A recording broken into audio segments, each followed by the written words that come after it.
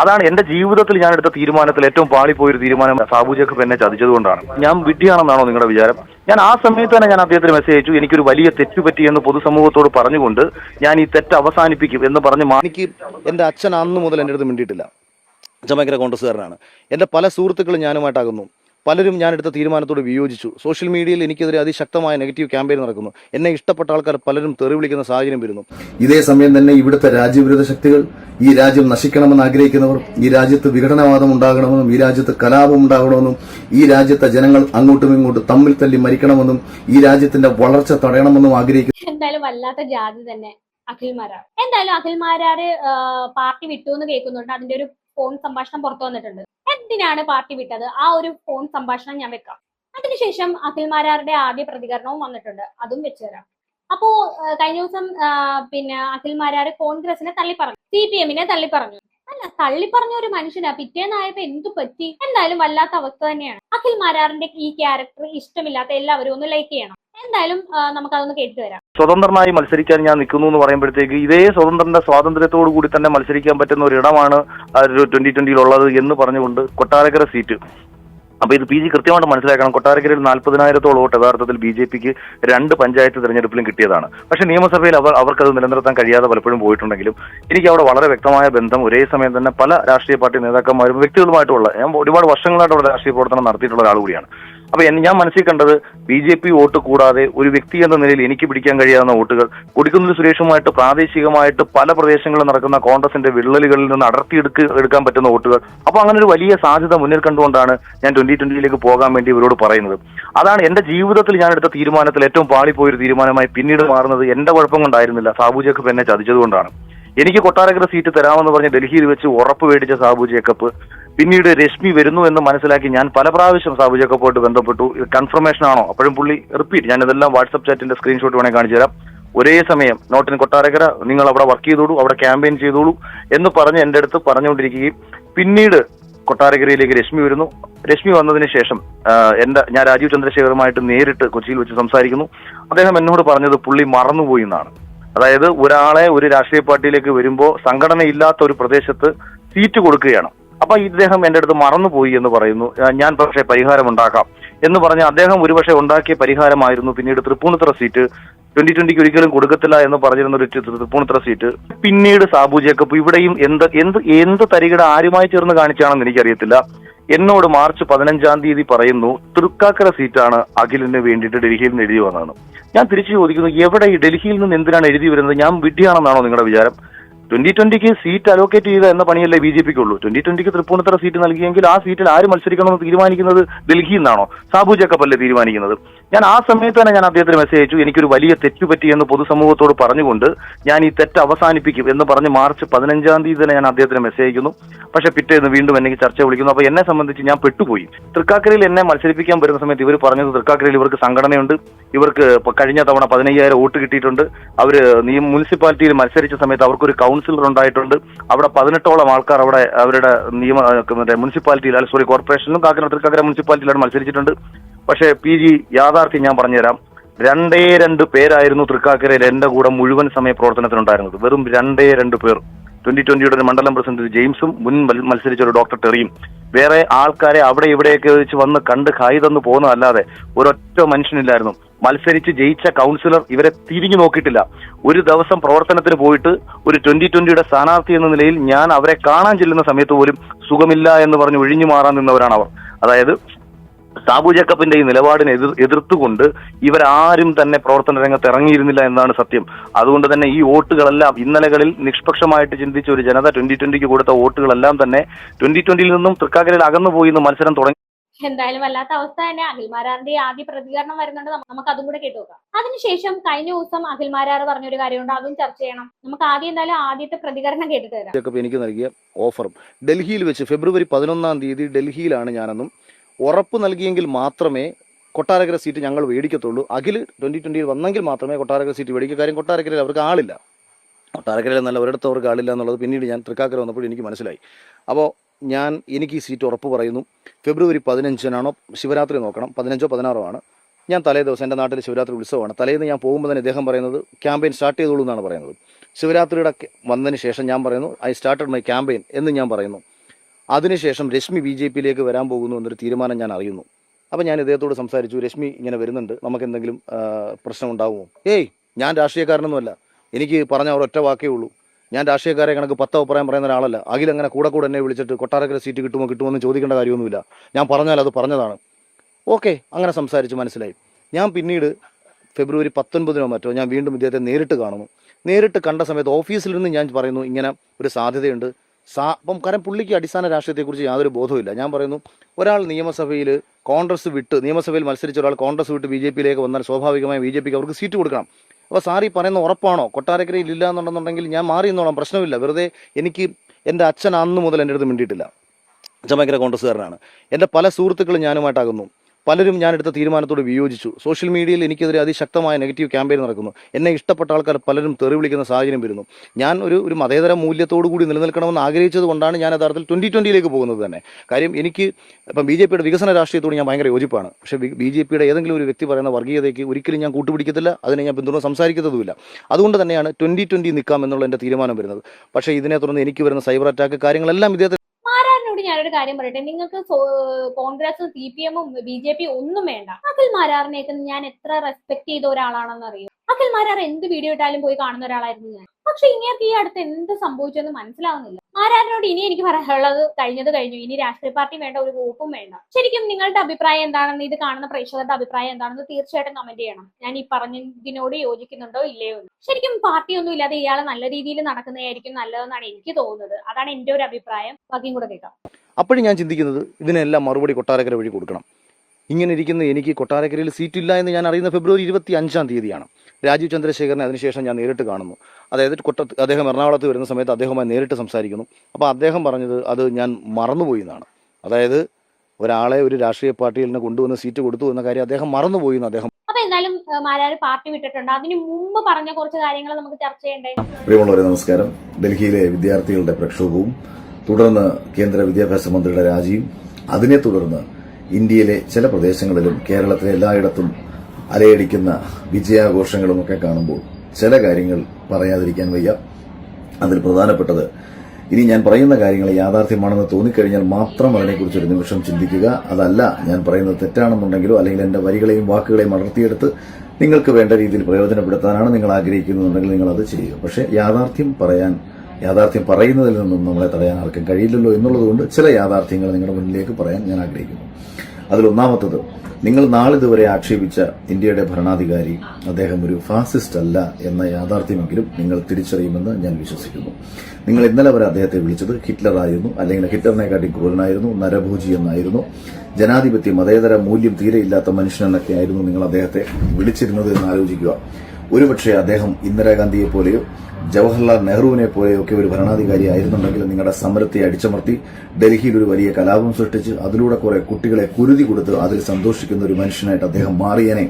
കാരണം 1957-ലെ EMS സർക്കാർ കേരളത്തിൽ ജനാധിപത്യ ബോധത്തോടുകൂടി തിരഞ്ഞെടുക്കപ്പെട്ട ഒരു സർക്കാരിനെ പിരിച്ചുവിട്ട ഭരണാധികാരിയുടെ പേര് ജവഹർലാൽ നെഹ്റു എന്നായിരുന്നു. അതായത് കോൺഗ്രസിനെ കഴിഞ്ഞ ദിവസം തള്ളി പറഞ്ഞതാണ്, ജവഹർലാൽ നെഹ്റുവിനെ അവർ തെരുവ് വിളിച്ചു. കഴിഞ്ഞ ദിവസം വരെ നരേന്ദ്രമോദി ഭയങ്കര പുണ്യാളനായിരുന്നു. എന്തായാലും പുള്ളിക്കാരൻ ഇപ്പൊ പാർട്ടി വിട്ടിട്ടുമുണ്ട്, പിന്നെ ഇവരെയൊക്കെ വെറുക്കപ്പെട്ടിട്ടുണ്ടെന്നാണ് എനിക്ക് തോന്നുന്നത്. എന്താ മാരാറേട്ടാ ഇങ്ങനെ? ബാക്കിയും കൂടെ കേൾക്കാം.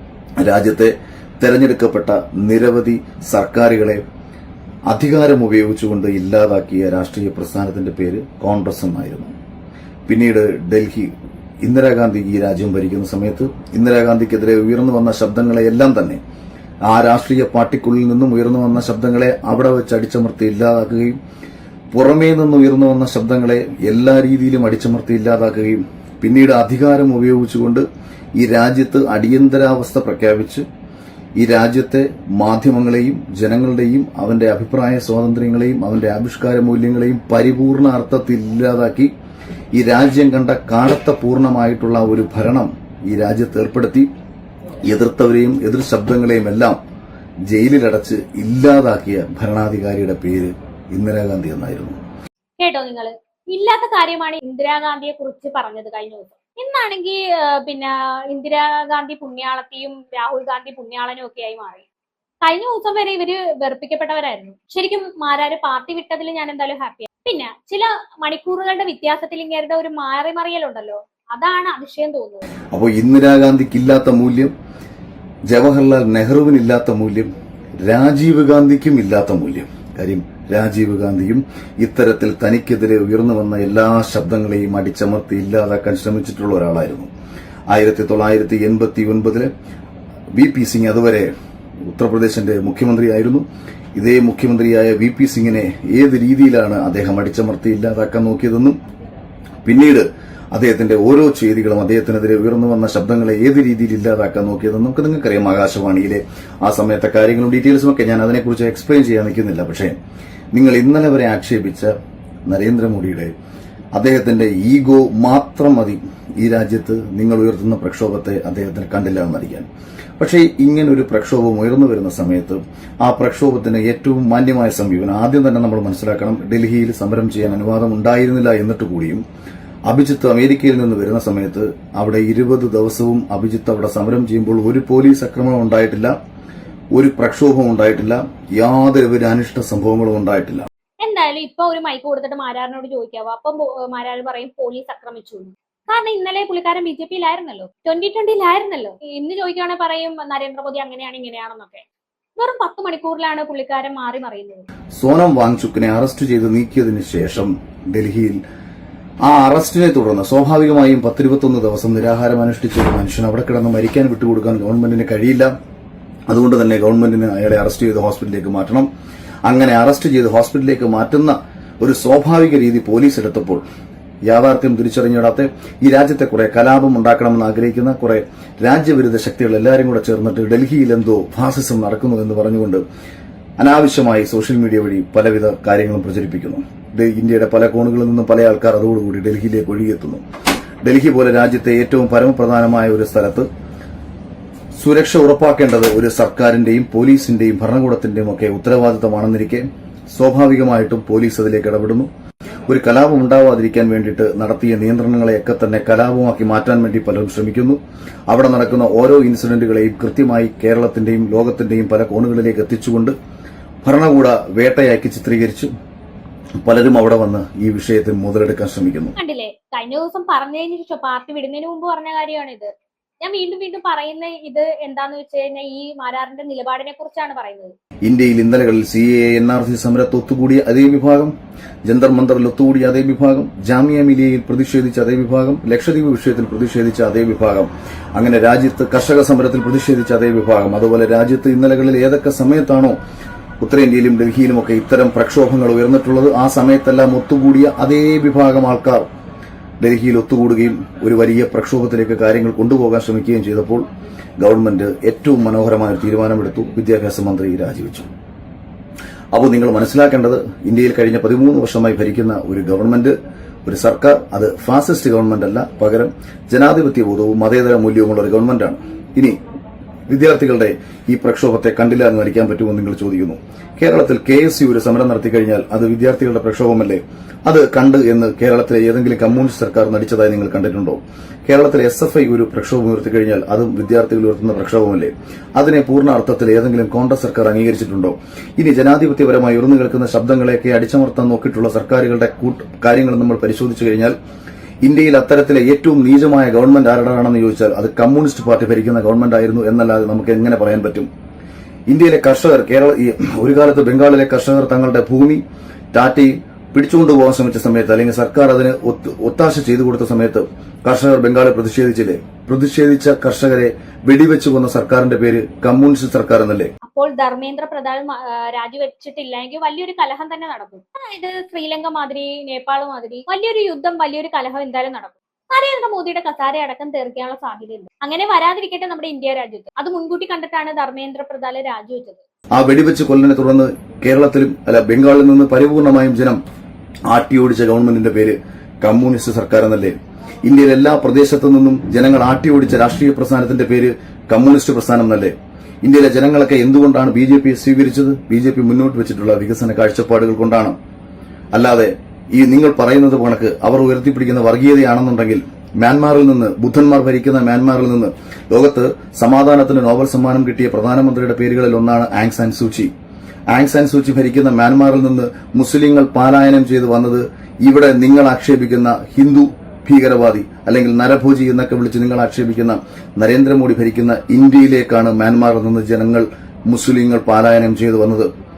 ഇന്തോനേഷ്യയിൽ നിന്ന് മുസ്ലിങ്ങൾ പലായനം ചെയ്തു വന്നത് ഇന്ത്യയിലേക്കാണ്.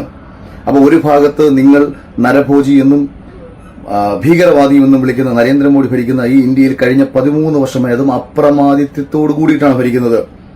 ലോക്സഭയിലും നിയമസഭയിലും ഒക്കെ തന്നെ അപ്രമാദിത്വത്തോടു കൂടിയിട്ട് ഒരു സർക്കാർ അധികാരം കൈയാളുമ്പോൾ അവർക്ക് അവരുടേതായ രീതിയിൽ എന്തും ചെയ്യാമെന്നിരിക്കെ ഇന്ത്യ മഹാരാജ്യത്ത് നിന്നും ഏതെങ്കിലും ഒരു പ്രദേശത്ത് നടക്കുന്ന പ്രാദേശിക പ്രശ്നങ്ങൾ മാറ്റി നിർത്തിക്കഴിഞ്ഞാൽ ഭരണകൂടത്തിന്റെ വേട്ടയെ തുടർന്ന് ഒരു മനുഷ്യന് പോലും ഇന്ത്യയിൽ നിന്ന് പലായനം ചെയ്തു പോകേണ്ട ഒരു സാഹചര്യവും ഉണ്ടായിട്ടില്ല. എന്നാൽ കമ്മ്യൂണിസ്റ്റ് പാർട്ടി ഭരിച്ചിട്ടുള്ള പ്രദേശങ്ങളിൽ എന്താണ് സംഭവിച്ചത്?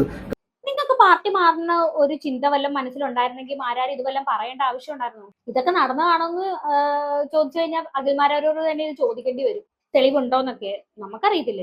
എന്തായാലും വല്ലാത്തൊരു അവസ്ഥ തന്നെ. പാർട്ടി മാറിയതാണ് എനിക്ക് ഏറ്റവും കൂടുതൽ സന്തോഷമായത്. എന്തുകൊണ്ടാണ് ബംഗാളും ത്രിപുരയും ഒക്കെ കമ്മ്യൂണിസ്റ്റ് പാർട്ടിക്ക് ഇല്ലാതായി പോയത്?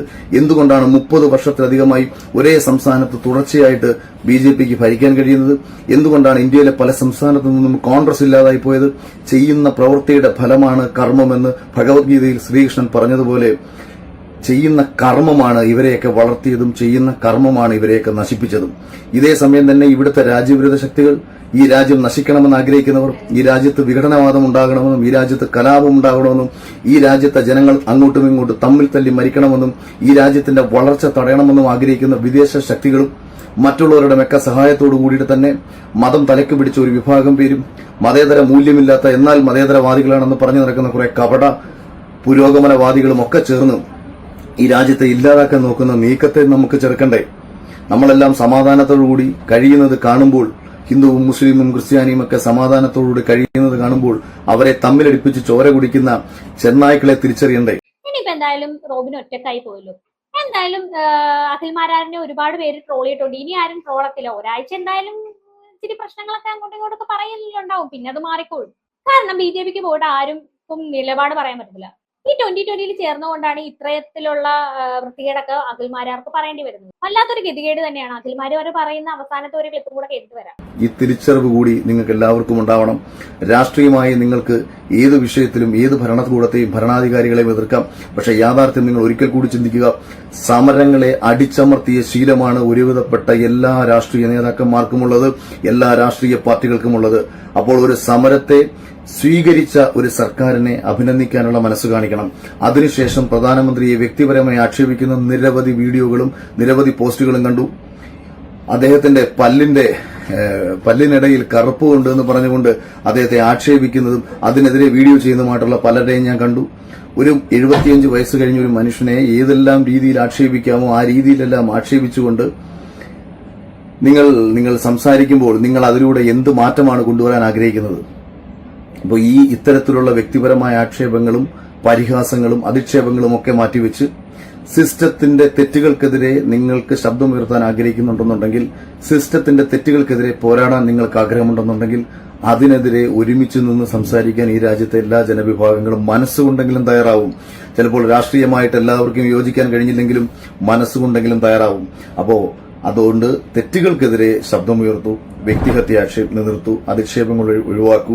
കുറഞ്ഞ പക്ഷം ഈ രാജ്യത്ത് ഭരിക്കുന്ന ഒരു ഗവൺമെന്റ് കാണിച്ച ജനാധിപത്യ ബോധത്തെ, ജനാധിപത്യ നീതിയെ അംഗീകരിക്കാനുള്ള ഒരു മനസ്സുണ്ടാവട്ടെ.